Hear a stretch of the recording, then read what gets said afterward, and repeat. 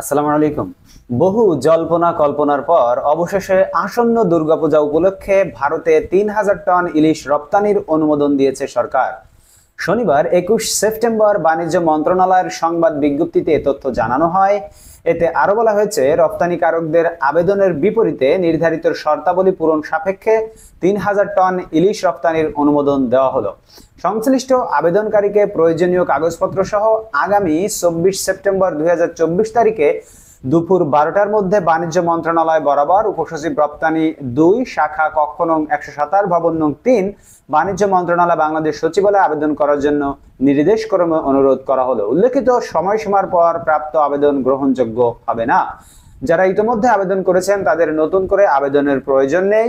এর আগে দেশে সরবরাহ বাড়াতে অন্তর্বর্তী সরকার এবছর ভারতে ইলিশ রপ্তানি না করার সিদ্ধান্ত নিয়েছিল। এমন অবস্থায় ভারতের পক্ষ থেকে ইলিশ পাঠানোর আবদার করে বাংলাদেশের কাছে চিঠি পাঠানোর খবর পাওয়া গেছে। এক খবরে হিন্দুস্তান টাইমস বলছে, গত ৫ বছর ধরে ইলিশ আমদানি হয়েছে বাংলাদেশ থেকে। এবারও সেই রীতি মেনে ভারতে ইলিশ পাঠানোর জন্য বাংলাদেশের সরকারের উপদেষ্টা তৌহিদ হোসেনের কাছে আবেদন করেছে ফিশ ইম্পোর্টার অ্যাসোসিয়েশন। বন্ধুরা, আপনারা কে কিভাবে দেখছেন ইন্ডিয়াতে ইলিশ রপ্তানি? এটা আপনারা আপনাদের মূল্যবান মতামত কমেন্ট বক্সে জানাবেন। আমি আমার মতামত জানাই, সেটি হলো আমার মতে আমার পক্ষে ইন্ডিয়াতে ইলিশ রপ্তানি করা ঠিকই আছে। ইন্ডিয়া যেহেতু আমাদের প্রতিবেশী একটা দেশ, তাদেরকে আমরা বলেছিলাম যে তোমাদেরকে আমরা ইলিশ দিব না, থ্রেট করেছিল আমাদের সরকার। সেই থ্রেটের পরিপ্রেক্ষিতে আপনারা দেখতে পেরেছেন যে পেঁয়াজের শুল্ক পর্যন্ত তারা কমিয়ে দিয়েছে এবং সাথে সাথে কিন্তু পেঁয়াজ রপ্তানি করেছে বাংলাদেশে।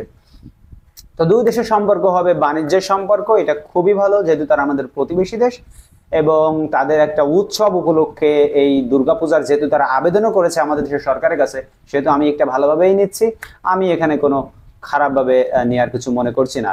এবং তারা যেহেতু সহনশীল হচ্ছে, বন্ধুত্বের হাত বাড়িয়ে দিচ্ছে, কেন আমি বন্ধুত্বের হাত তাদের দিকে বাড়াবো না? ধন্যবাদ সবাইকে ভিডিওটি দেখার জন্য। আপনার মূল্যবান মতামত, আপনি স্বাধীন, আপনার মূল্যবান মতামত জানাতে বলবেন না কমেন্ট বক্সে। দেখা হবে পরবর্তীতে অন্য কোনো ভিডিও নিয়ে। সেই পর্যন্ত আপনারা সকলে ভালো থাকবেন। আল্লাহ হাফেজ।